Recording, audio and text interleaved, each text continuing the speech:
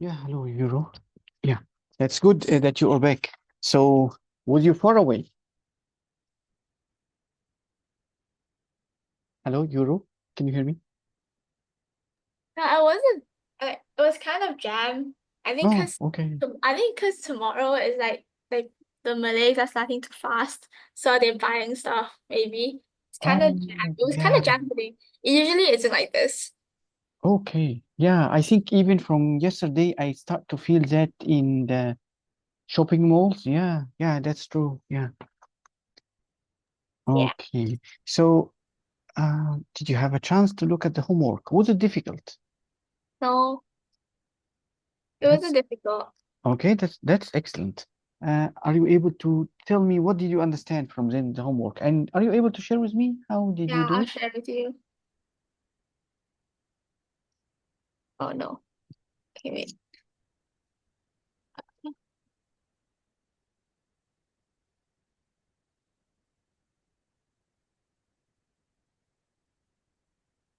Can you see my screen? Yeah, about to sh yeah, I see it. Yeah, that's excellent. Okay. Hmm. Okay, it's quite easy, isn't it? Yeah. Okay. Was it only one exercise? No, it's two. Okay. Then explain to me the second. This one you asked me to fix the error. Yes. And what was the error? If you didn't put this part. Okay. So when I defined this variable, um, Because there's nothing to add the one to. excellent. That's But why it didn't work. what is the purpose of line 377 then?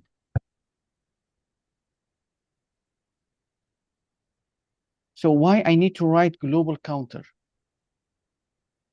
And if Uh, I remove it, what will happen? Or if you comment that line, what will happen? Any uh, idea? then then it would the function Hmm.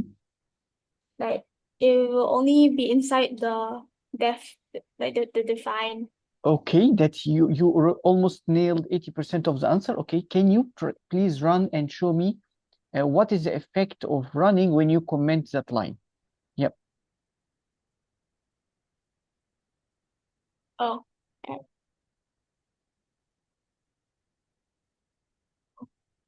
oh wait. Hmm.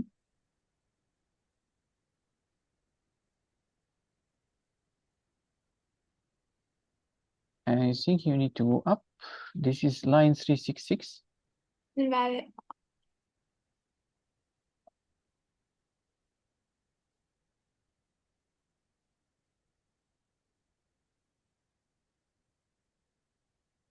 What?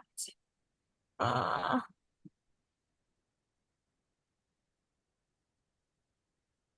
oh wait, I forgot to put else. Yes, correct.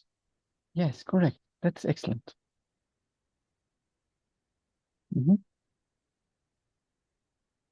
So, okay, a What local is this? variable. Mm, Line 379. Yeah. Counter. Then like you can't add the zero to the one. That's mhm. why it's not running. It's You, nothing to add to. okay. Local variable counter references before assignment. Before Because counter's assignment. not defined. Counter's not defined inside. That's why it's not working. Okay, so you have to, okay, understood. That's clear. So may I understand that so you have to mention that it is global first, and after that you are able to, so okay, let me put it in another I mean, way. unless you want to put the counter inside here, or else like you have to put global. Okay, that is good. So can we call, I mean, okay, I understand. This is called local scope. So did you study scopes in school? What's the meaning scope? Do you know what's the meaning scope? And that this is a global scope?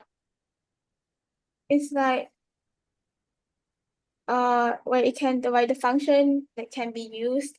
I mean, I didn't learn a lot, but I mean, I don't think I learned it in school, but I think I read somewhere in LinkedIn somehow. I don't remember. Okay. I think it's about like how a function like can be used. Okay, fine, totally fine. So everything inside a function is considered a local scope, and this variable that is defined outside the function, it's have a global scope. So okay, I understand that you are telling me that counter is not known inside the update counter function, right? So that's why we cannot add anything to it, right? Yeah. So okay.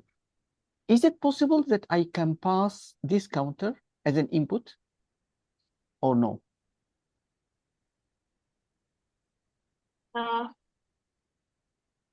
I don't think so. Okay, can you I please? never tried it. I don't know. I Okay, don't think so. can you try please to pass this counter as an input here? Okay, try to run and see what is the error. Is it different error or no? So update counter takes 0 positional argument, but 1 was given. So you define you pass an input, but you did not define that you will use an input when you define the function. So maybe you need to mention here that you're passing some input here, so that he knows that okay, what kind of input he is expecting. Can you write also counter inside line 377? In between the brackets, yes. Okay, can you try to run now? Okay, so it means that we managed to make it run.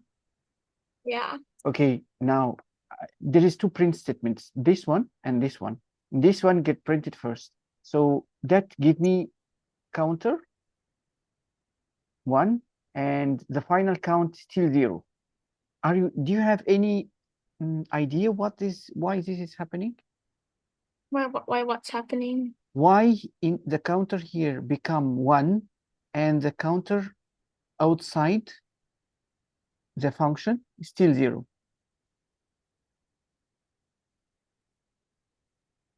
Uh,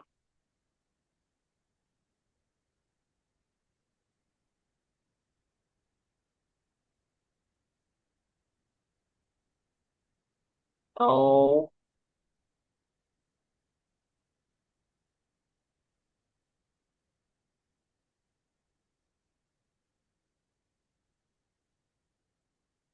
I don't know why it's 0. Okay.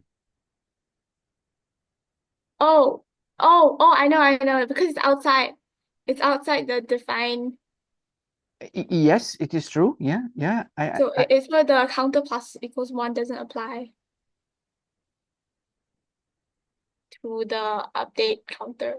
Okay. So as I told you before, there is 2 places in the memory. Like the main and Yes. So this is a main, yeah. and this also belong to the main, and this is a different area in the memory. So when you pass the counter here, so there is 2. They make 2 versions of the counter variable. One that is global, and they make another copy that's called counter, but this is local only to the function. And what is the function? It is the update counter. So there is 2 versions. This is 0, which is you already pass here. But once you pass it, so I create a new variable that is called counter also, but it is local to this. And I also put 0 inside.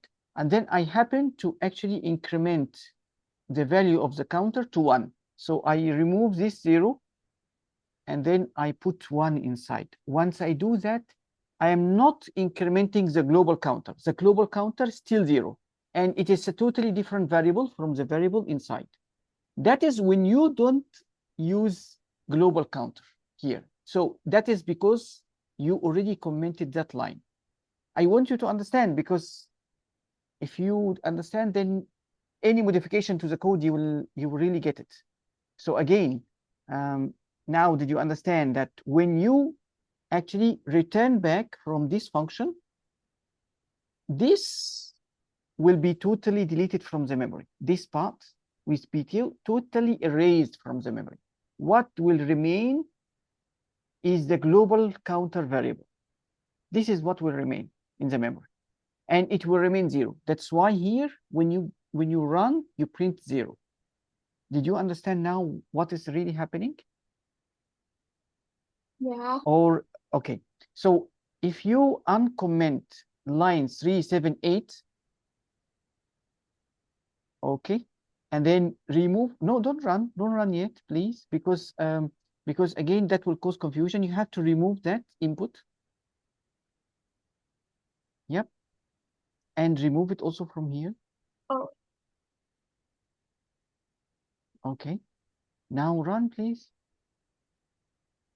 So when you said global, you will prevent the local function here from creating another variable that's called counter. So here, this counter local will not be created. It will not be created. So we will only reference the counter here. So when we increment, we will go to increment the global variable here. So we will put 1 to it because we add 0 plus 1. So that is the effect of writing global. Is that clear or difficult? I get it. I get it. Yo, that's good. Okay. Are we able to, can I share my slides with you? Okay. Okay.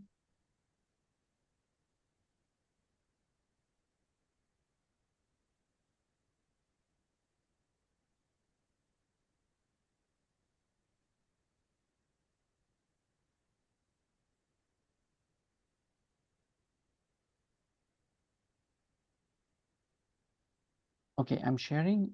Tell me if you can see the slides. It's loading. Okay, I can see. Okay. But So, your annotations is still oh, on screen. it's still on the screen? Yeah, your annotations. Okay, did you stop sharing? Oh, okay, wait, let me stop sharing. Okay. Okay, that's good. So, okay. Here in this example, we are trying to actually to get individual digits from a single number. So if you have a number that is having maybe 4 digits like that, 1, 2, 3, 4.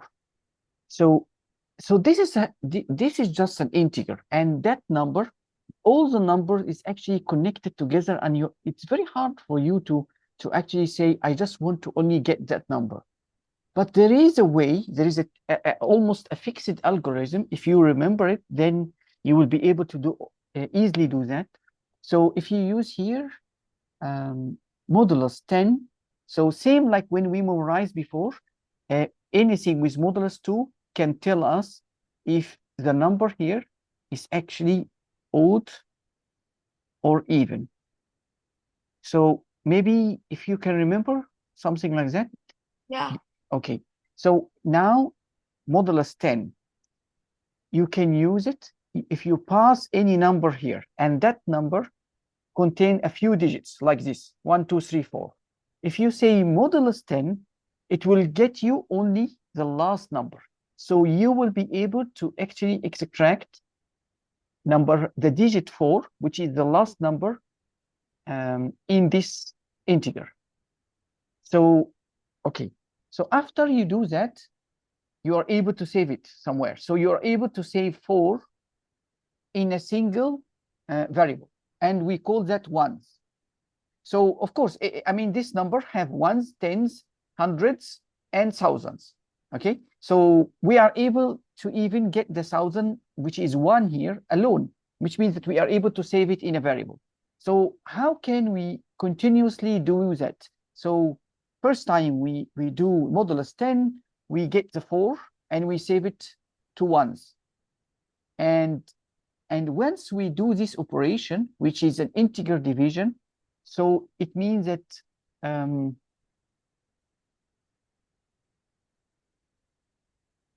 we are able to get rid of actually the last number. How we do that? We divide. So this means num equal num divided by 10. And since this is an integer division, so once I divide this by 10, it means that the result will be 123.4. Okay, but since this is an integer division, so this decimal point and all the number after the decimal point will be actually ignored. So means that now I am creating a new value inside num. So instead of num is equal this 1, 2, 3, 4, it become equal 1, 2, 3 only. I managed to get rid of the last integer. By repeating this operation, so you get the tens, which is 3, because now your num is only 1, 2, 3. You managed to get rid of the last digit. So you also make it a modulus with 10, so you catch the 3 and you save it inside 10. So now ones have 4 and tens have 3. And you do the same operation, you repeat the same operation of integer division here with 10, which means that you are dividing this 1 to 3 by 10.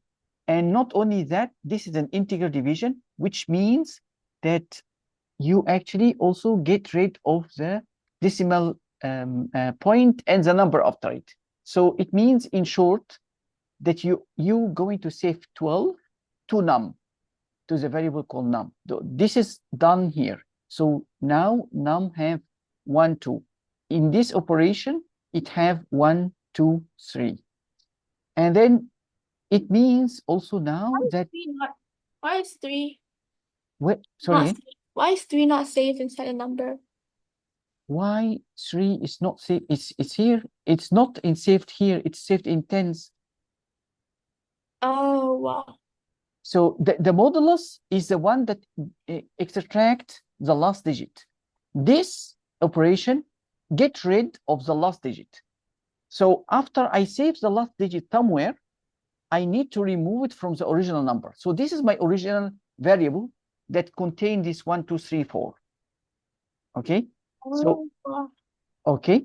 So, and again, we will repeat that operation to actually extract these two from num. So how I do that? Again, when I say 12 modulus 10, I will just get 2 and I will save that 2 here in hundreds. Okay. And then I want to get rid of the 2. So I do the same operation here, which is I am dividing this num, which is containing 12, by 10. So it means that the result will be 1.2, and typically the integer division will get rid of this part. So I will save 1 inside num. Okay, so once I save the 1 inside num, so that can be easily, I mean, even this maybe is not even needed, because now num only contains 1. So if I don't do that also, I'm able to save 1 inside thousands. The key here, just only to try these 3 lines and put print statements for ones and num to be able to see how it is really executed all over the way down. So just write these 3 lines and write 2 print statements after ones and num to see what is inside ones and what is inside num after this operation. Can you do that, please? Okay. Is it still difficult? I think I understand. It's difficult to really digest yet. It's a new concept. I understand. Okay, that's good.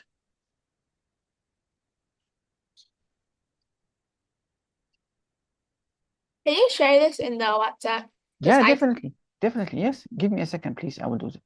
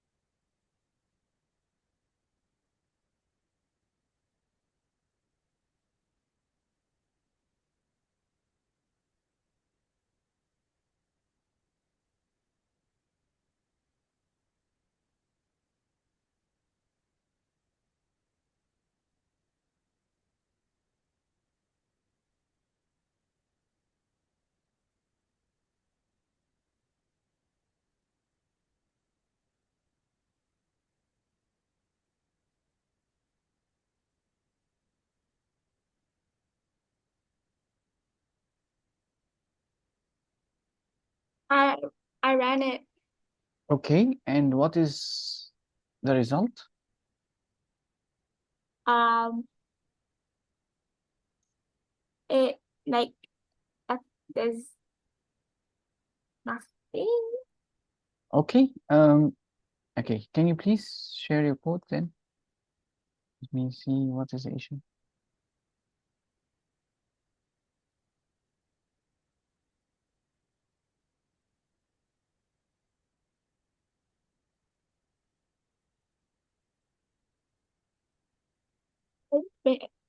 Imprinting. I didn't print anything, so I guess that's why. Yes, print once, please, and print none.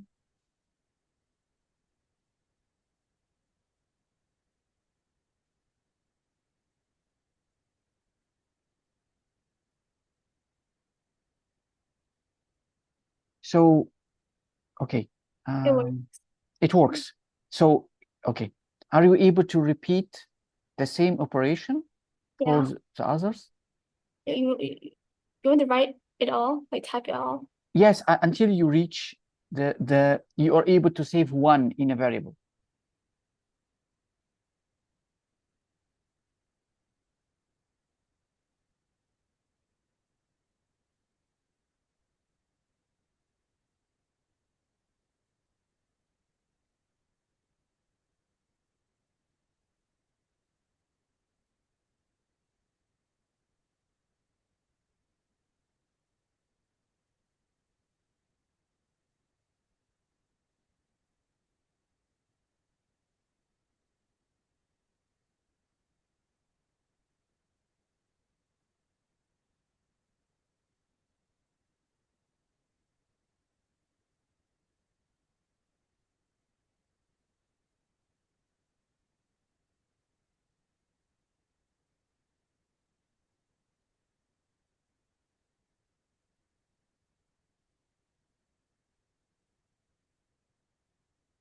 Okay.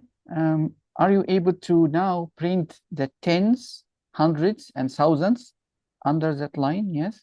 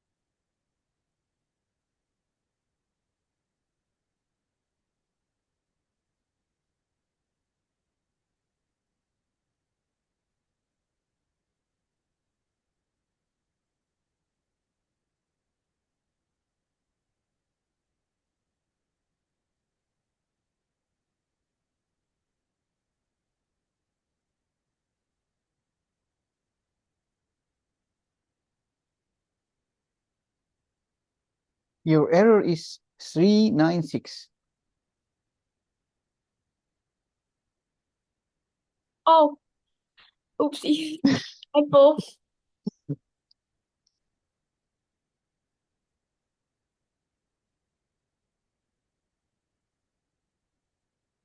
Okay. Yeah. Okay, again, is that Is that clear? Yeah. Okay. Can I understand from you if you remove line 400? 400. Comment it. Comment line. Yeah.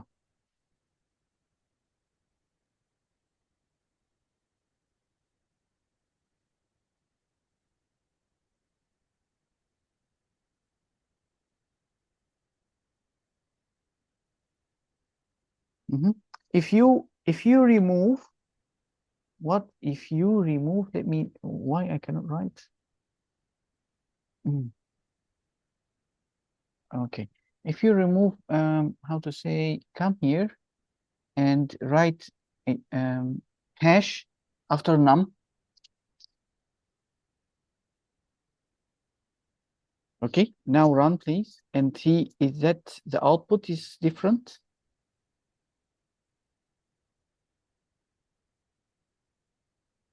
So it seems that the output, even if I don't do that operation, because when I divide here, okay, so actually num now contain only 1. So even if I make modulus with 10 or I don't do it, I'm still getting 1 inside thousands because this is the last number. So I don't really need to extract it from anywhere. It's already there. Does this make sense to you or no? Kind of. Yeah. Okay. Can you please off your screen? I will share with you actually how can you automate that process. So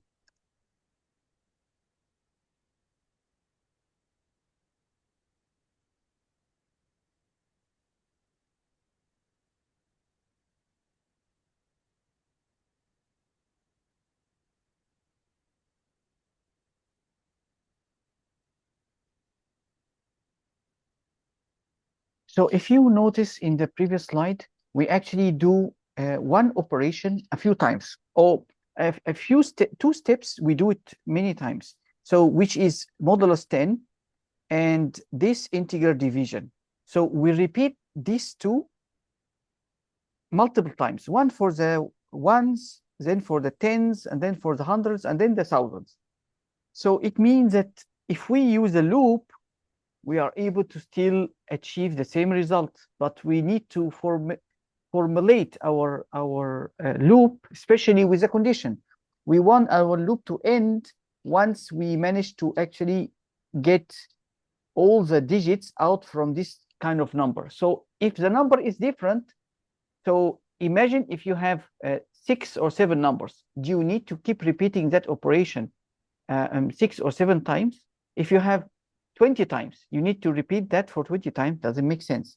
So loop can help us solve this. And this is the condition that if you put, then you are able to stop the loop once you already reach that kind of number here, which means that you already reach the last digit.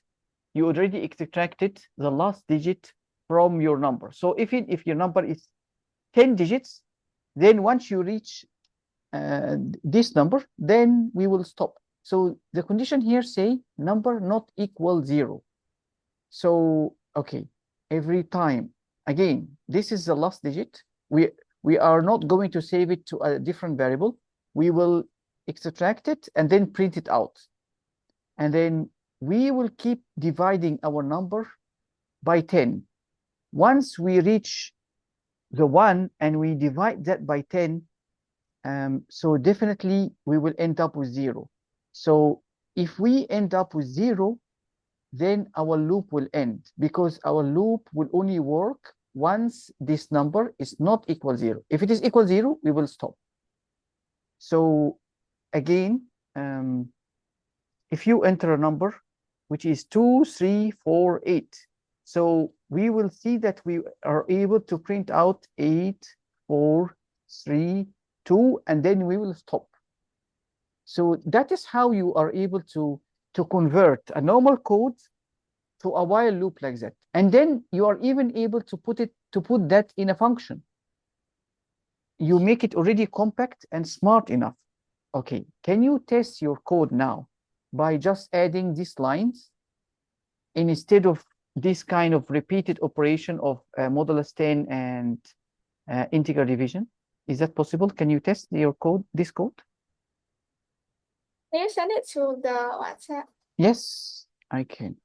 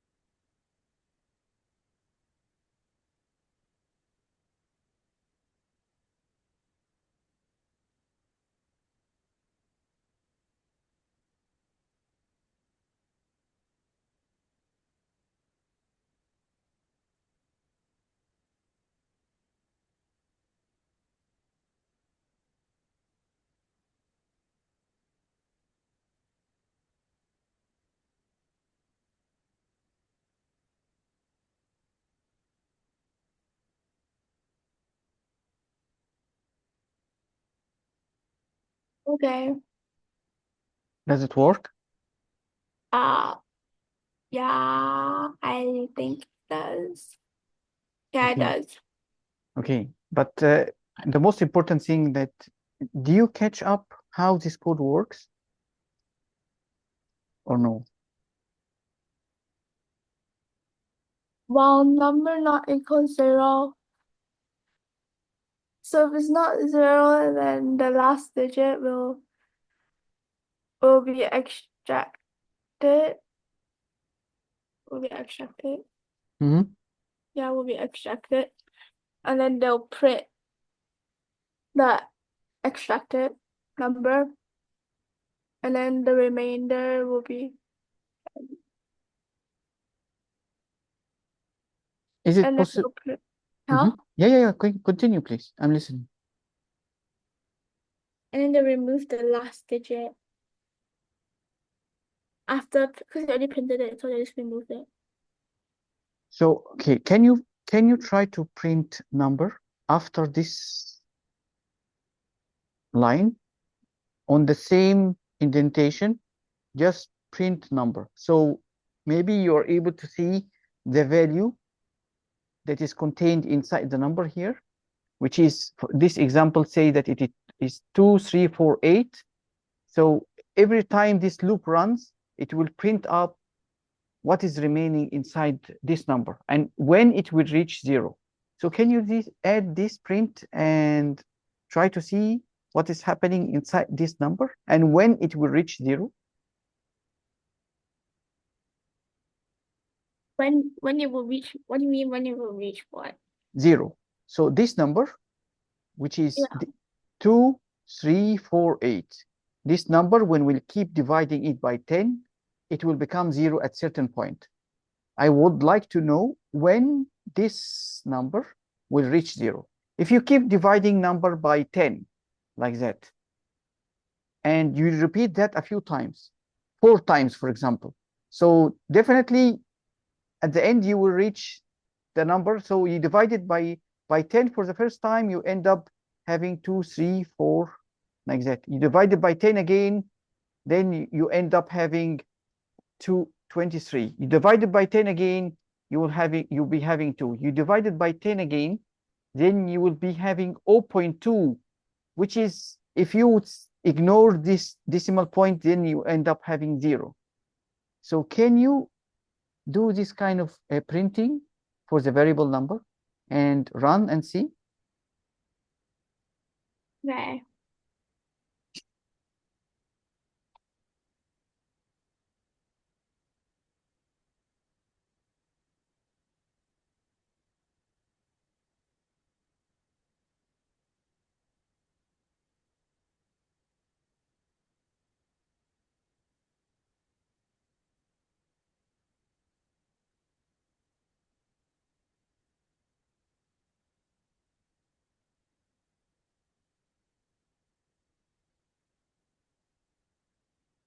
Do you want me to loop this removing of the last number? You mean the printing? Yes, I want you to put it inside the loop. Yes. So you already put a loop, right? Yeah, while number doesn't equal 0. Okay, so put the print inside the loop.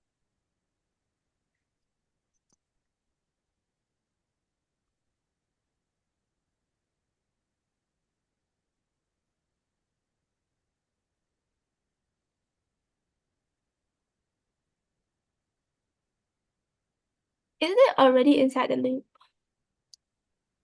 Okay, do you mind if you share your code so that I'm aware of how you are doing it? Okay, oh, you're already sharing. Okay, that's interesting. So it seems that it is not very clear. Let me try to note here. So can we add maybe n like that so that we differentiate between the last digit that is being printed with a number? So you add this portion. Yeah. Okay. Double quotation. Yeah, that's good.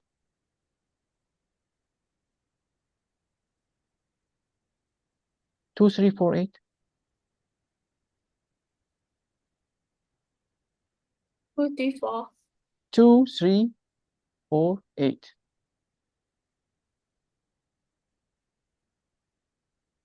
The first time you divide by 10, you get this 2, 3, 4, and you lose the 8. The second time you divide by 10, which is here, so you lose the 4 and you have remaining 23. You divide by 2 again, by 10 again, sorry, you lose the 3 and you still got 2. You divide the 2 by 10, you actually got a decimal point and it only gives you the 0, not the remaining of the decimal number. So do you understand now what is happening inside number and when this number actually will cause the loop to stop? Yeah, when it's 0.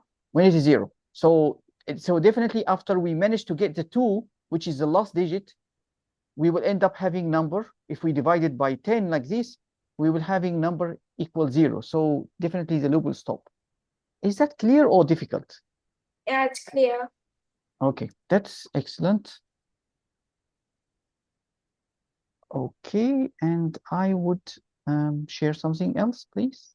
Give me the chance to do that. So,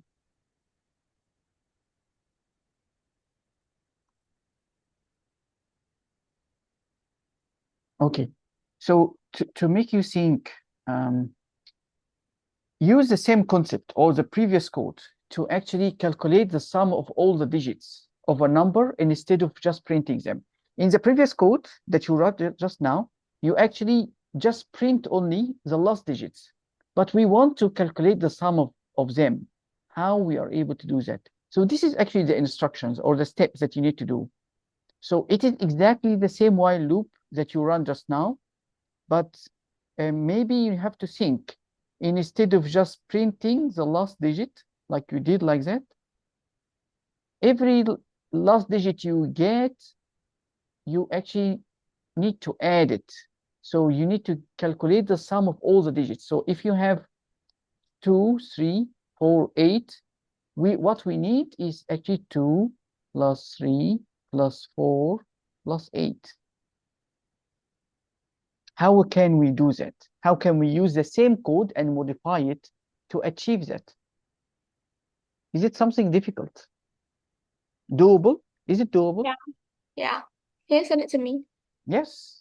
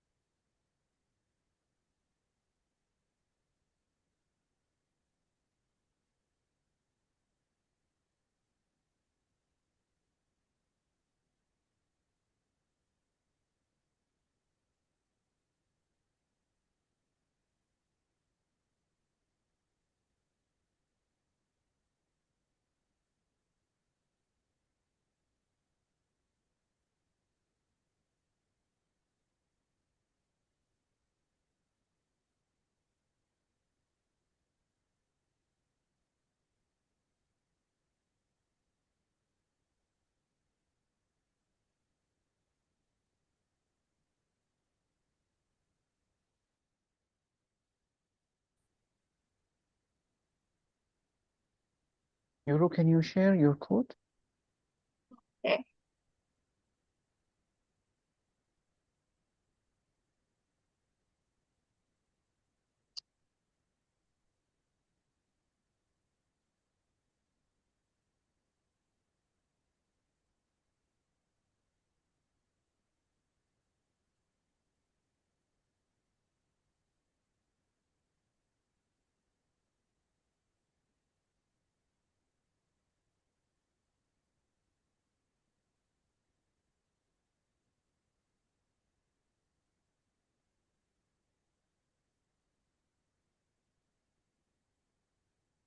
But Euro, Yeah. actually, okay. I mean, that line is excellent, what you're doing, but my advice is to try to modify that code because that code only need a little modification to do the same thing. Oh, you mean the code on top? Okay. Yes, yes. So it is exactly like the code on top. You just need only to modify it. So just copy it and do its modification.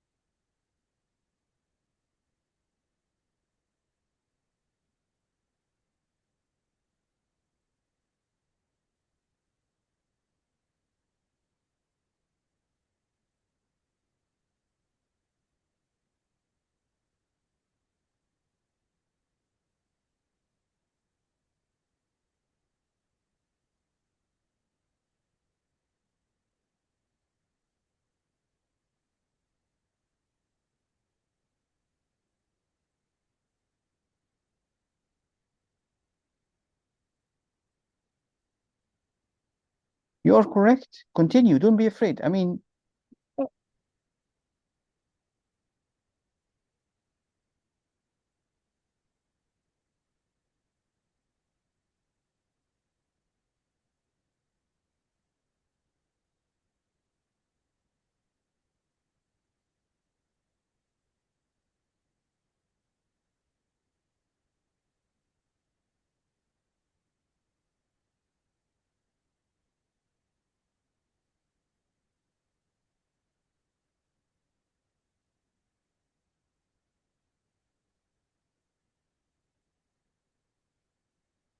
that's excellent.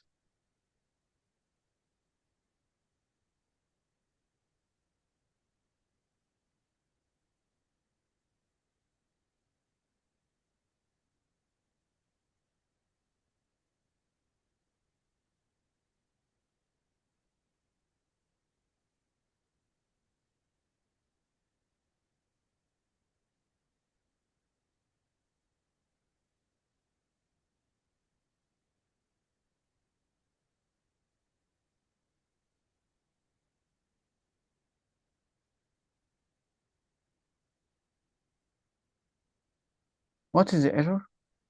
Oh wait. Uh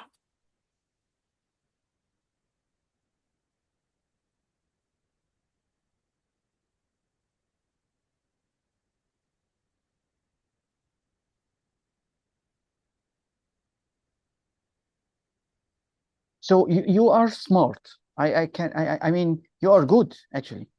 So the only difference is that when you do this initialization, you cannot put it inside the loop. If you put it inside the loop, every time you try to print the sum, actually I mean, you are putting the sum into become zero. So yes, that's good.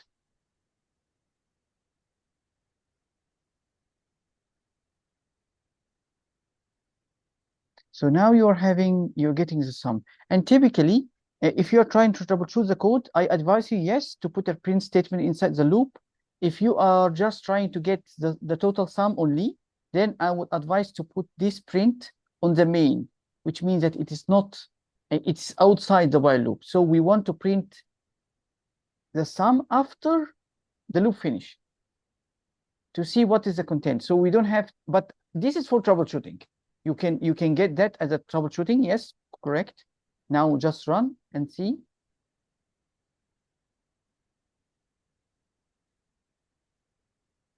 So that give you 15. So it means 1 plus 2 plus 3 plus 4 plus 5.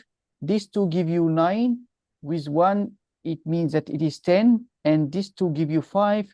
So you add 5 to 10 is 15. So it means that your code works correctly. That's excellent. So may I ask you, you managed to think of that. Is that easy or difficult? Did you try? I mean, you didn't get any assistance, right? I can see that you already do it on your own, right? yeah. Okay, that is excellent from you. Okay, allow me to continue sharing my code.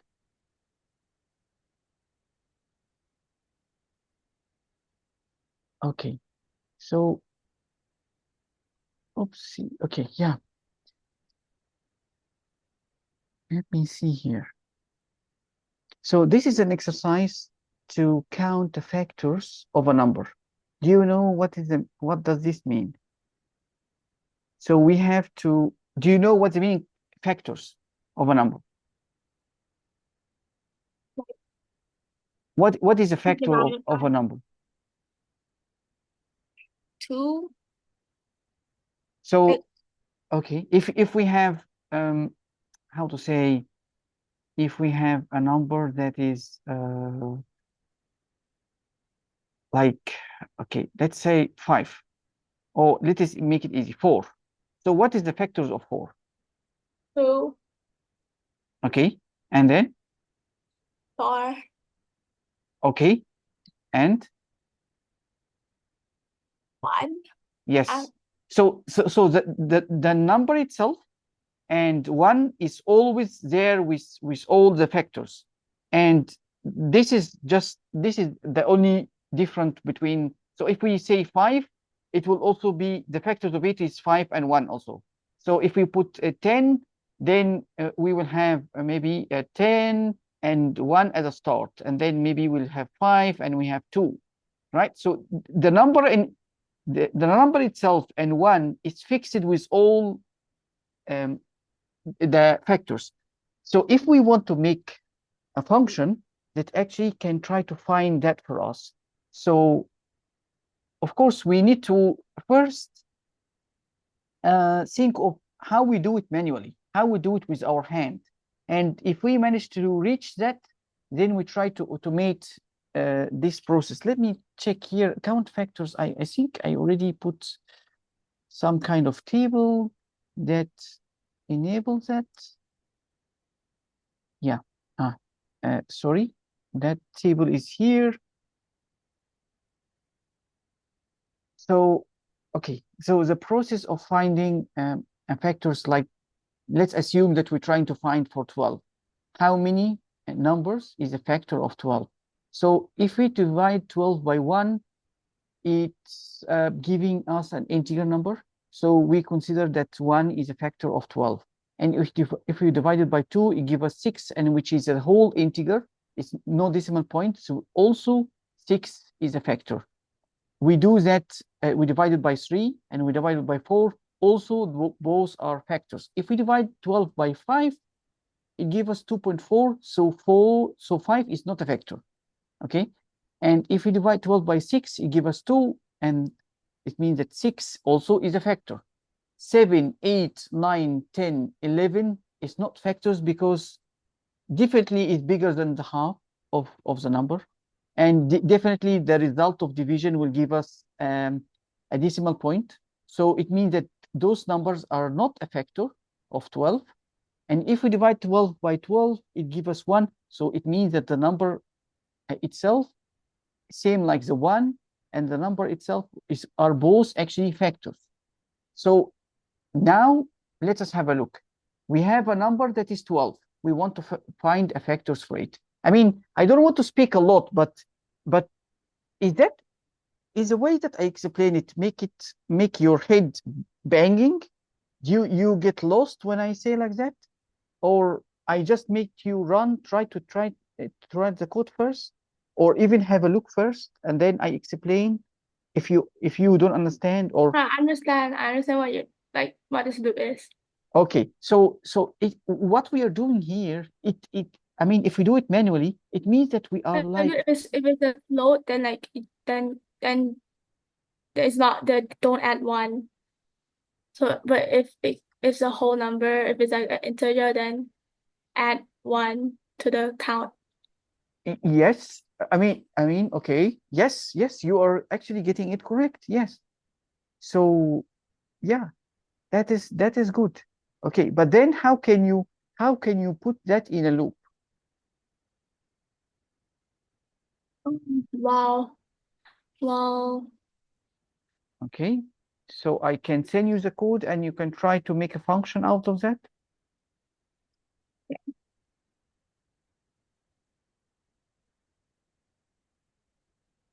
Let me see here. So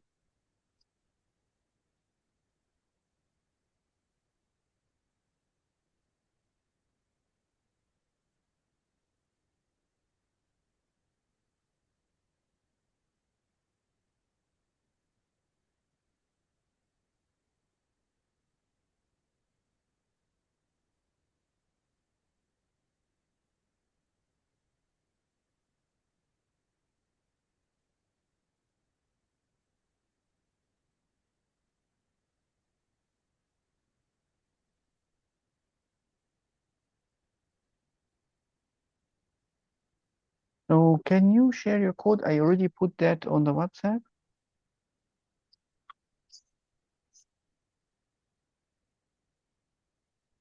I'll do it now.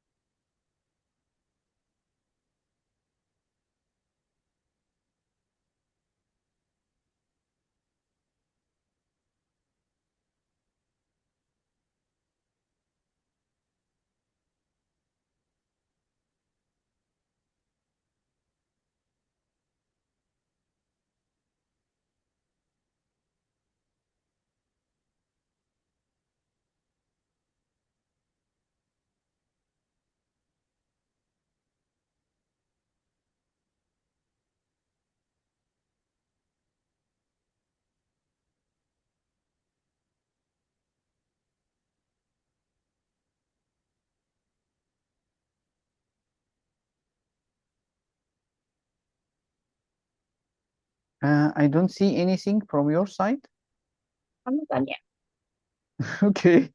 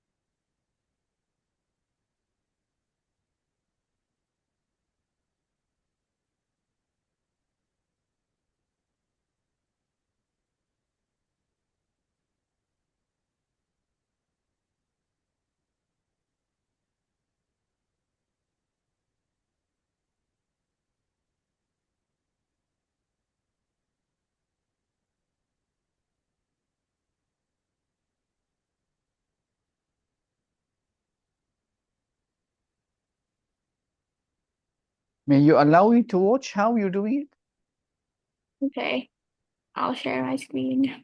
Yes, please.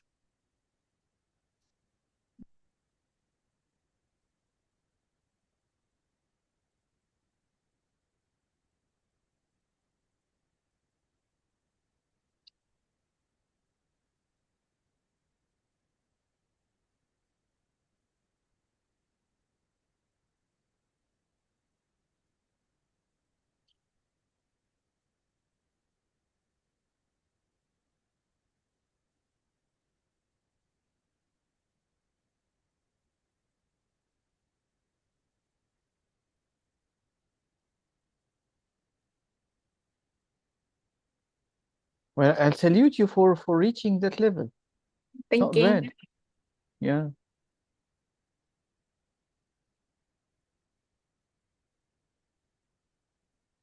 Oh wait, I forgot.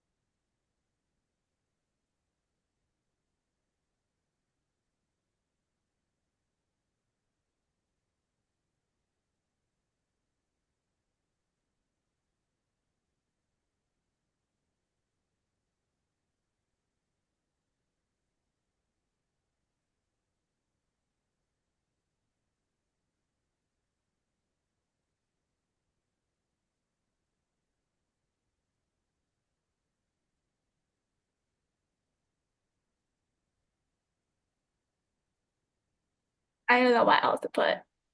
Can you try to run and see? Oh wait, should I put this outside? Should I? Yes, why not?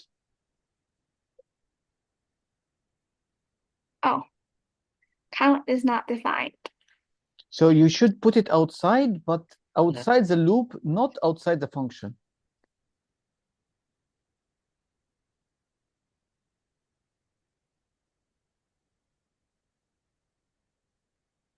You are putting it outside the if, but it's still inside the loop. So yes, now it is outside the loop. No, nothing. You didn't call the function. You have to call Oh, it. oh yeah. I forgot about that.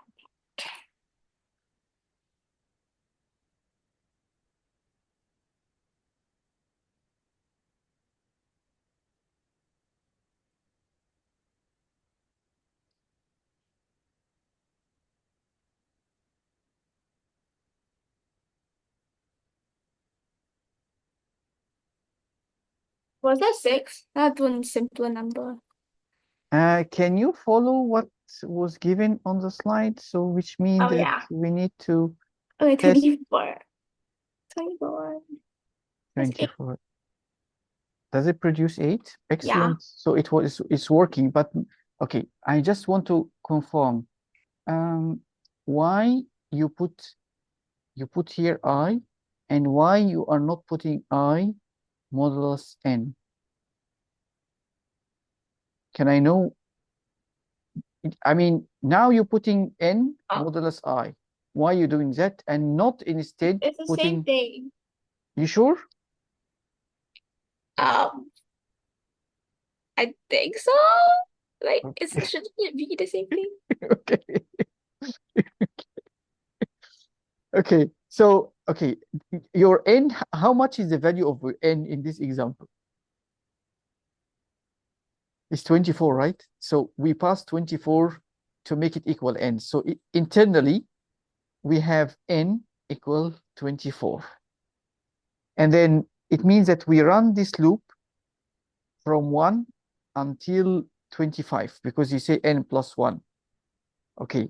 And then your n here is 24. So n, is it when I say 24 modulus I is the same like when I say I modulus 24? So assume that the I have numbers from 1 until it reaches 24. So it means that we can try that. So I equal 1 and also I equal 2 until it reach. So we are able to translate that to 24. Let's take I equal 2. So if I say 24 modulus 2 and 2 modulus 24, are they as the same? We would like to know. Just put two print statements here at the bottom. So to notice the difference, when you say 24 modulus 2 and 2 modulus 24.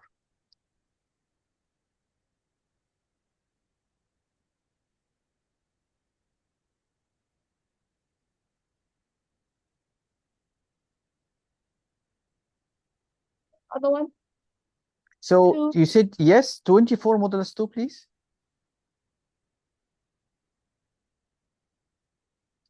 Can you run? Your print is not defined. 441. 441 here. Oh, oops. Oh, no. So this proves to us that when we put 2 modulus 24 is too much different from 24 modulus 2. So this give us the same number here. Okay, which is, so if you say 2 modulus 24, it will give me 2. If you say 24 modulus 2, it give me 0 or 1. So this can give me 0 or 1. If I change this number to 25, it will give me 1. But anyhow, just focus on this.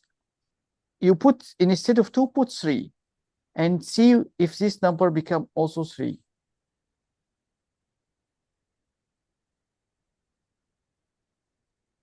So it changed to 3. Put instead of 3, 5. Okay, now run. You would see that this number become 5. So again, that proves to you that 5 modulus 24 is different from 24 modulus 5, which means that at the end, I modulus n is different from n modulus I. The two are too much different. Okay.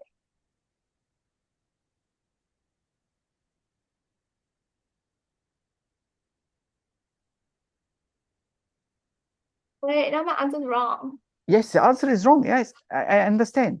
I understand that you managed to get it correct, but I mean, I don't want you to. I mean, there is no space for try and error in the exam, right? So I just want you only to know why the code works and why, if you change the code, it will not work. This is the main reason. I didn't say your code is wrong. I understand that your code at the start, which is the one fixed, and the I here is the one that we need to try. So every time the I change, so here 24 modulus 1, 24 modulus 2. We need to keep doing that to be able to know the factors. If 1 is a factor and if 2 is a factor and so on. So, but you need to understand why we put n first. So that is actually. So if you off your screen and allow me to share, so maybe I'm able to share that here. I need to share the table again.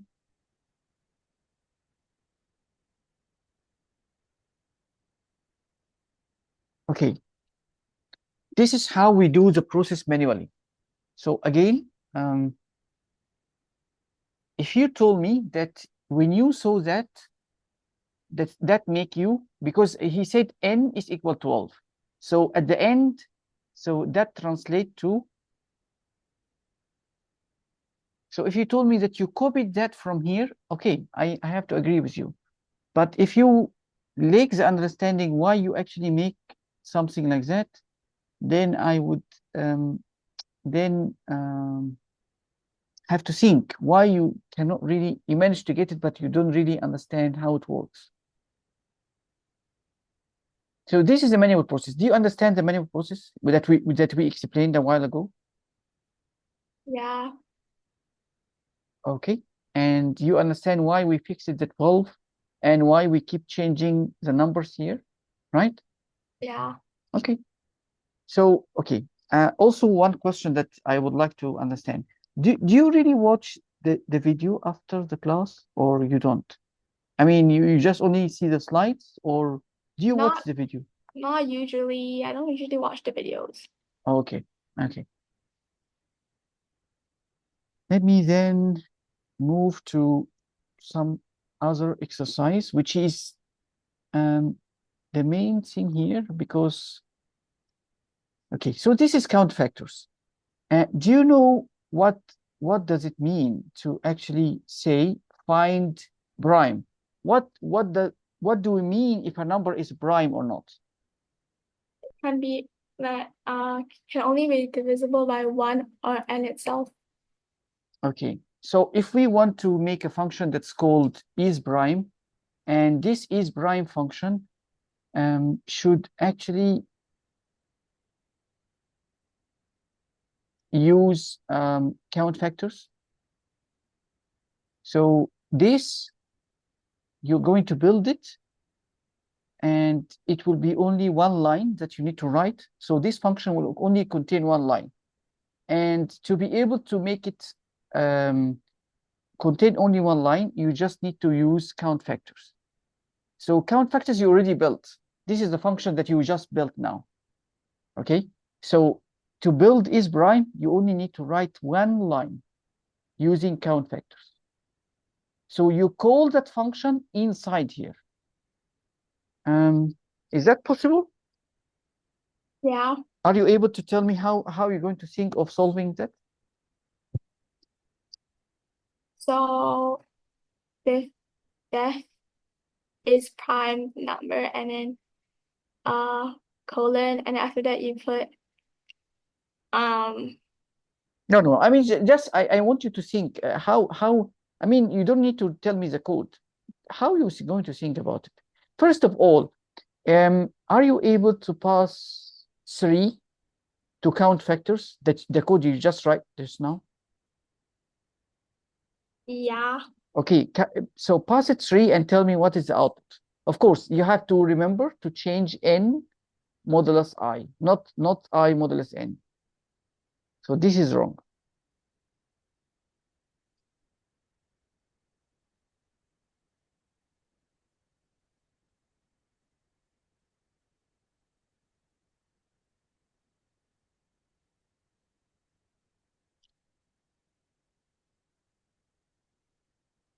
So when you pass countFactors n equals 3, what is the result that you get? 1. Only 1? You sure? Okay, did you change that? Did you Then, change n modulus I?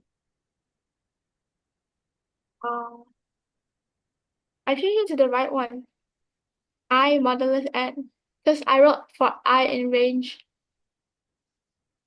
Because before I wrote n modulus I. Yes, which is correct. This is a correct one. Yes. N modulus I is the correct one. Because when we see in the table, n equal 12, and we fix it at 12, and we keep saying modulus 1, and 12 modulus 2, 12 modulus 3. So it means that the n is fixed, and the I is the one changing, and the loop is the one responsible for changing or incrementing the value of I from 1 until it reach n plus 1, if you see the for loop. So it means that we keep looping until we reach 12. So we will stop once we reach 12 modulus 12. So again, the n is fixed. We don't touch it. And this is the left side of the modulus. And the I is the one changing, and it should be on the right-hand side. Again, this is the correct way. This is the wrong way. Don't put I modulus n, because we didn't do that here. We didn't put I modulus 12. Sorry, 1 modulus 12, 2 modulus 12. We didn't do that. This is wrong. Can you put back n modulus I?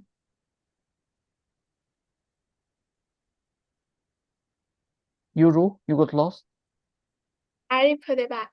It's Okay. 2. So when you say countFactors equal 2. No, I put countFactors equals 3, but the output is 2 now. Okay, which is actually correct. Okay, what about if you put 5? What will be the output?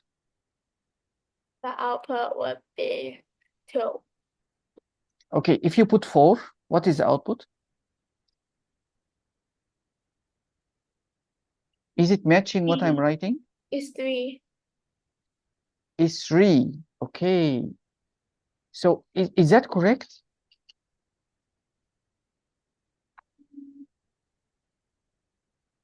I mean, do you see that the function is working correctly? Yeah. Okay, so I want you to think first manually before you think about the code. When I put, this is a prime number. This is a prime number. Am I right? Yeah. Okay, so why it returned to me? Why is the count return me 2? And what if I put 7? Will it also return to me 2? Yeah. So does it mean that the condition, I can say that a number is actually prime if the countFactors is equal to? Can we, I mean, you can see the pattern here. 3, 5, 7, all having the countFactors as 2. Can I say now that it is all the prime numbers will have countFactors equal to? Yeah. Okay, then how can you get the result from countFactors and say if the result of countFactors is equal to, then this number given is a prime number. So that is how you think. So this is how you build is prime, and you can, I mean, you can construct it using 2 lines, or you can even by of course, by practice, you are able to write that in just only one line. Just check what these count factors return. If it returns 2, then the number is prime. You want to check for 3? Sorry again? But what number do you want me to check for? You check for 3 or 5. I want you to write now is prime. Oh, okay. So I just do a new code. Yes, but your new code need to use count factors, mean that you already have count factors written. You don't need to change count factors code. You just need to call it from inside is prime. Just call it only. The concept is to teach you, like that your teachers say, to teach you how to use a function from inside another function.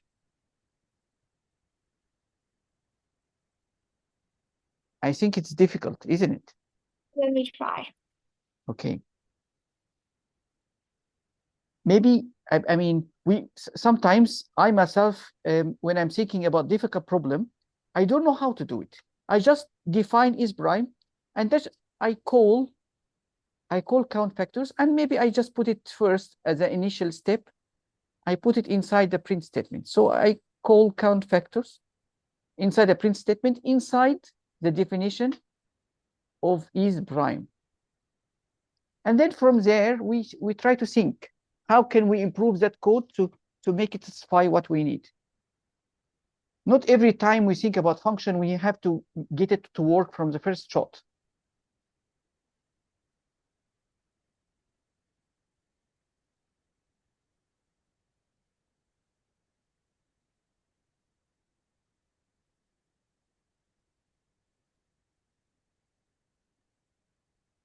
So I'm stopping the share. I'm sending you also this here.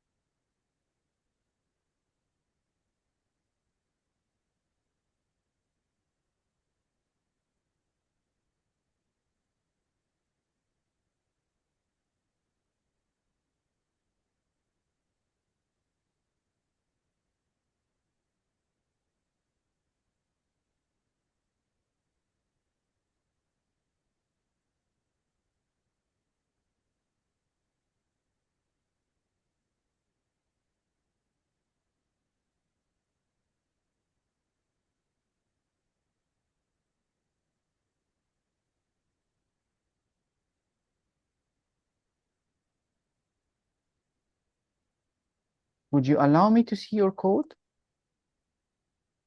Okay. Give me a minute. Mm-hmm.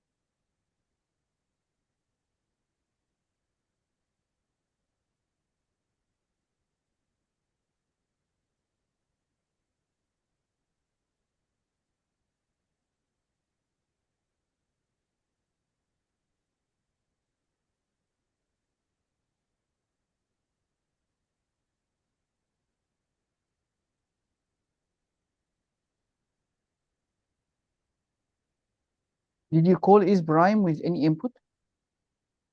It's saying there's something missing. Okay. Can you run again? Actually, you what we was missing, you already fixed it, and you already put 1 here. You put 5 here. So that was Oh, okay. okay.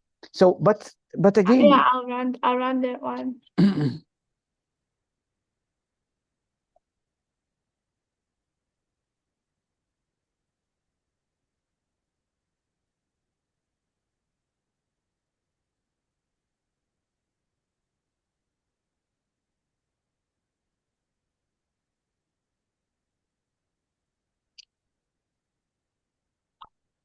so he's saying count is not defined.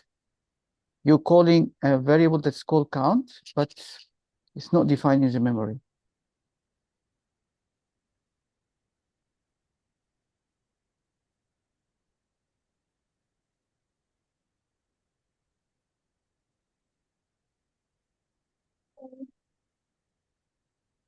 Okay. What? So But it is a prime number. yes, this means that something is wrong in Oh, wait. logic. Oh. Oh. Oops. Okay. Now it's supposed to work. Okay, can you pass it 4?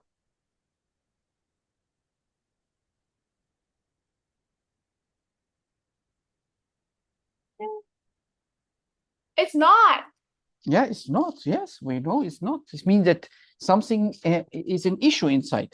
Okay, so my advice to you, just keep this code as it is, but I want you to move. Okay, I don't want you to put this here. I want you to move this inside here.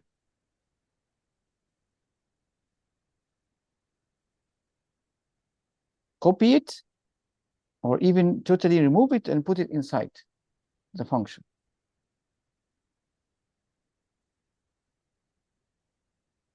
Yeah. Excellent. Okay. And then I would say, my advice to you that we don't use variable names exactly like the function name. So just do a small change here. Okay, that's good. And definitely here you also need to change it to n. Yalla. Okay. Again, I would say also change that number that is coming here to n. So it means that whatever we put, okay, that is excellent. Okay, just let me tell you first one thing here. This print, actually, when you pass it 4, it give you when you actually call count and you pass it here 4, this count will be printed out. So this 3 comes from this print statement.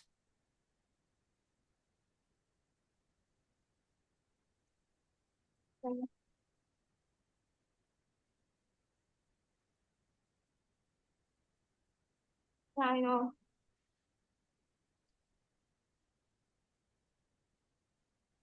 It's not a prime number. Okay, if you change this to 7,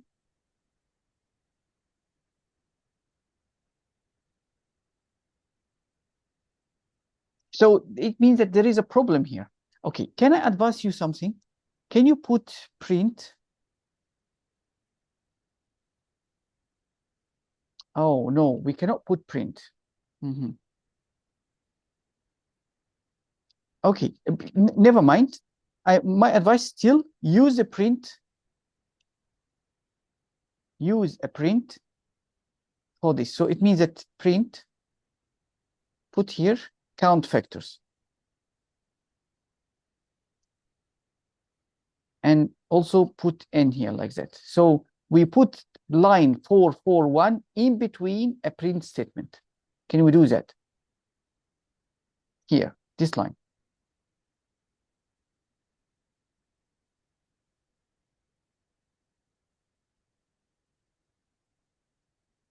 Okay, print. it print to us none. So we will print 2 when we give 7, it gives us 2. And this is a sign that 7 is a prime number, because we know all prime numbers will give us 2. If you change this to 5, it will give you also 2. The 2 is a sign that this number is a prime number. So this count, whenever it print 2, this is a prime number. Why I'm printing none here? Because you have no return statement. Suppose instead of printing, or even after the print, you say return count.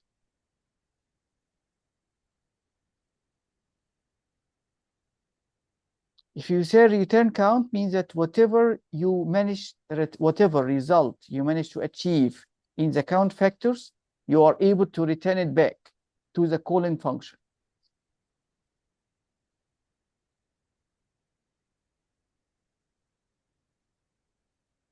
Okay, never mind, Euro.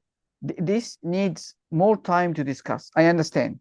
The concept is, I know that this is our difficult area that we're trying to maneuver around. I understand. No worries. We will try to simplify that on the next class. For the moment, I will give you a bit simple exercise that is related to what we are doing. But at the end, we will discuss and continue that on the next class. Is it okay? Yeah. Okay. See you next class. Take care. Okay. Bye-bye. Thanks for your effort. Take care. Bye-bye. Bye-bye.